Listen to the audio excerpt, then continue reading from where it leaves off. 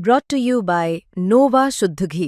जब जब खाए दिल खुश हो जाए, सदियों का नोवा शुद्ध देसी घी, सपना स्वस्थ भारत का।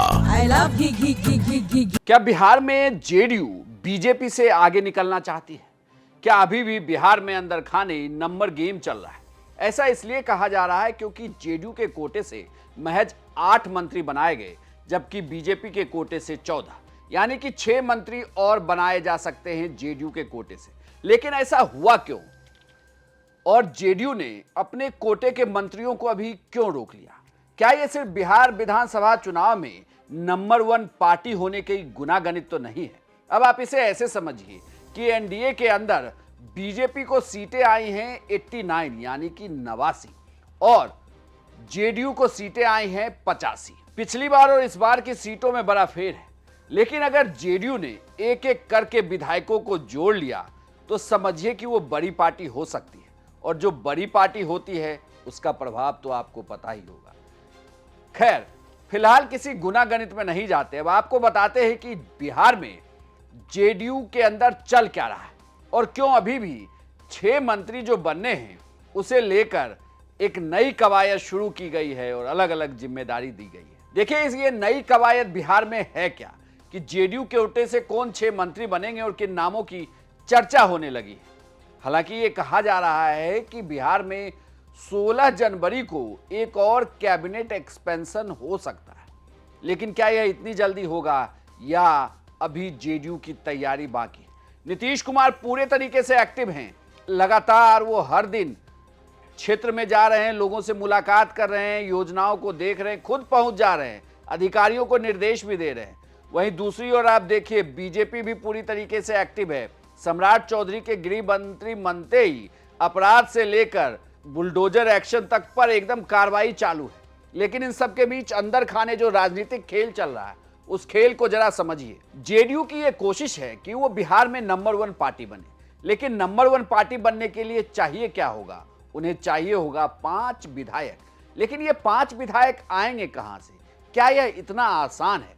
तो यह कहा जा रहा है कि दरअसल आईपी गुप्ता जो आईआईपी पार्टी से चुनाव जीते, उनकी पार्टी 3 सीटों पर चुनाव लड़ी और वो खुद सहरसा की सीट से चुनाव जीते। हालांकि उनका एक ही शर्त है कि पान समाज को आरक्षण दिया जाए फिर से। लेकिन अगर उनके इस शर्त को मान लिया जाए तो वो सरकार का हिस्सा हो सकते हैं। यानी कि वो जेडीयू की तरफ अगर उन्होंने समर्थन दे दिया तो समझिए कि पार्टी की संख्या एक और बढ़ जाएगी। विधायक हो जाएंगे 86। अब एक और विधायक जीते हैं बीएसपी से। हालांकि बीएसपी ये आरोप लगा रही है कि उनके विधायक को प्रलोभन दिया जा रहा है। लेकिन पिछली बार अगर आपको याद होगा तो जमा खान चुनाव जीते थे और जेडीयू में शामिल हो गए। तो इस बार भी कहा जा रहा है कि ऐसा हो सकता है और ऑलरेडी इसके लिए बातचीत शुरू कर दी गई है। और बीएसपी तो बार बार ये आरोप लगा रही है कि उनके विधायक को प्रलोभन दिया जा रहा है। हमारे विधायक पर भी दबाव दे रहे हैं कि आप आ जाओ मेरे साथ। तो ये खेल जो है कि हम जीत गए, जीतने के बाद भी पार्टियों का दबाव दे करके हमारे अंदर तोड़ मरोड़ या हर एक पार्टियों को तोड़ने का जो प्रयास हो रहा है, ये लोकतंत्र का एक खतरनाक, लोकतंत्र में एक खतरनाक कदम है और संविधान पर बहुत बड़ा इससे खतरा है। अपने विधायक कैसे रुकिएगा? देखिए, हमारे विधायक कहीं जाने वाले नहीं हैं। हमारे विधायक हमारे साथ पार्टी के कार्यकर्ता हैं।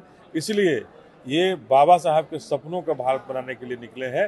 वो किसी पैसा और किसी पद के लोभ में वो आगे नहीं बढ़ेंगे और न किसी दल का दामन ताप पाएंगे। आप दे रहे हैं कि आप आ जाओ मेरे साथ। तो ये खेल जो है कि हम जीत गए, जीतने के बाद भी पार्टियों का दबाव दे करके हमारे अंदर तोड़ मरोड़ या हर एक पार्टियों को तोड़ने का जो प्रयास हो रहा है, ये लोकतंत्र का एक खतरनाक, लोकतंत्र में एक खतरनाक कदम है और संविधान पर बहुत बड़ा इससे खतरा है। अपने विधायक को कैसे रोकिएगा इतना प्रलोभन? देखिए, हमारे विधायक कहीं जाने वाले नहीं हैं। हमारे विधायक हमारे साथ पार्टी के कार्यकर्ता हैं। इसलिए ये बाबा साहब के सपनों का भारत बनाने के लिए निकले हैं। वो किसी पैसा और किसी पद के लोभ में वो आगे नहीं बढ़ेंगे और न किसी दल का दामन ताप पाएंगे। ये तो समझ अब आ गया होगा कि अगर ये भी जुड़ जाएं तो विधायक की संख्या हो जाती है 87।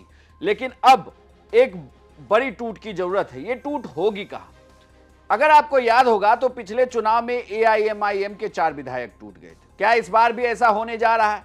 क्या AIMIM टूट जाएगी? अगर वो टूटती है तो यहां भी समझिए कि वो अगर JDU में शामिल हो गई तो फिर JDU की टैली बढ़ जाएगी। और इतना ही नहीं, यह भी कहा जा रहा है कि कांग्रेस के विधायकों को लेकर भी नजर गड़ाई गई है, मतलब उन पर भी नजर है कि अगर वो भी 6 विधायक जीते हैं और अगर 4 टूट जाएं तो फिर वहां भी समझिए कि एक बड़ा खेल हो जाएगा। और इसीलिए ये कहा जा रहा है कि JDU के कोटे के मंत्री पद को लेकर होल्ड कर लिया गया है, क्योंकि चाहत यही है कि जो नए विधायक आए अगर उन्हें मंत्री बनाना पड़े तो ऑप्शन तो मौजूद हो। और इसी के लिए अभी बहुत सारा खेल बिहार की राजनीति में होना बाकी है। इंतजार करिए कि कैसे JDU की टैली आगे बढ़ती है और कब मंत्री पद का शपथ दिलाया जाता है और किसे शपथ दिलाया जाएगा। ये सब कहानी पर्दे के पीछे से चल रही है। यह जानकारी आपको कैसी लगी हमें कमेंट बॉक्स में लिखकर बताएं और बिहार की तमाम खबरों के लिए आप देखते रहिए सिर्फ बिहार तक। की स्थापना की है और लगातार सुशासन को बढ़ाने का काम किया है। उस कार्य को और आगे बढ़ाने के लिए कई चीजों का निर्देश हम लोगों ने दिया है, चाहे वो लॉ एंड ऑर्डर को और बेहतरीन करने की व्यवस्था करनी हो, जो अपराधी हैं चाहे वो किसी भी स्तर के माफिया हो, जमीन माफिया हो, बालू माफिया हो या शराब माफिया, इसको चिन्हित करने का काम किया जाएगा, उनके खिलाफ कार्रवाई की जाएगी। साथ ही साथ जो हमारे यहाँ जितने स्कूल कॉलेजेस हैं, पिंक पेट्रोलिंग के तर्ज पर सभी जगह कोई रोमियो घूम नहीं सके, कोई हमारी बहनों को छेड़ ना सके, बच्चियों को नहीं छेड़ सके, इसके लिए विशेष फोर्स लगाने का काम किया जाएगा। और सभी के छुट्टी पर, जब स्कूल कॉलेज में छुट्टी होगी तो विशेष तौर पर अभियान चलाकर वहां पर पुलिस फोर्स पर्याप्त उपलब्ध कराए जाएंगे और कोई छेड़खानी नहीं हो सके, इसकी चिंता की जाएगी।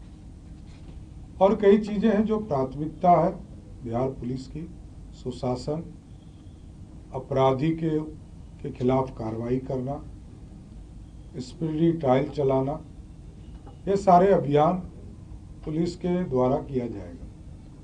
साथ ही साथ जेल को पूरी तरह निगरानी में रखा जाएगा। जेल में मोबाइल कैसे जाता है इसकी पूरी समीक्षा की जाएगी। जेल में खाना किसी भी कीमत पर डॉक्टर का जब तक सहमति नहीं प्राप्त हो, जेल में पर्याप्त खाना बिहार सरकार देती है और इसके बावजूद यदि जा रहे हैं तो संबंधित पदाधिकारी के खिलाफ कार्रवाई किया जाएगा। इन सब चीजों को भी हम लोगों ने केंद्रित किया है। साइबर क्राइम हो, साइबर फ्रॉड हो, इसको देखा जाएगा। सोशल मीडिया पर किसी को भी गाली देने वाला, उनके खिलाफ कार्रवाई की जाएगी। कोई किसी को गाली नहीं दे सकता है, आपत्तिजनक बातें नहीं कर सकता है। जो भी ऐसे शिकायतें आएंगी सबके खिलाफ कार्रवाई हो। इसलिए पुलिस पूरी सख्ती के साथ गृह विभाग बिहार में कार्रवाई करेगी और नीतीश कुमार जी के जो सुशासन है उसको स्थापित करेगा। धन्यवाद। जो अपराधी हैं अवैध संपत्ति अर्जित के, क्या उस पर बुलडोजर कब तक चलेगा सर आपकी? देखिए, स्पष्ट तौर पर मैंने कहा कि माफिया को आइडेंटिफाई करने का काम सरकार करेगी और जिन लोगों को भी माफिया आइडेंटिफाई होगा, वैसे लगभग 400 लोगों को आइडेंटिफाई किया है।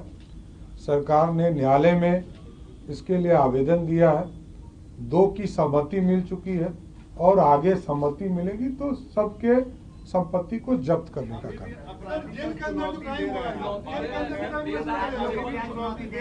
देखिए, मैं बार बार कहता हूं कि ऑर्गेनाइज क्राइम नहीं होने दूंगा।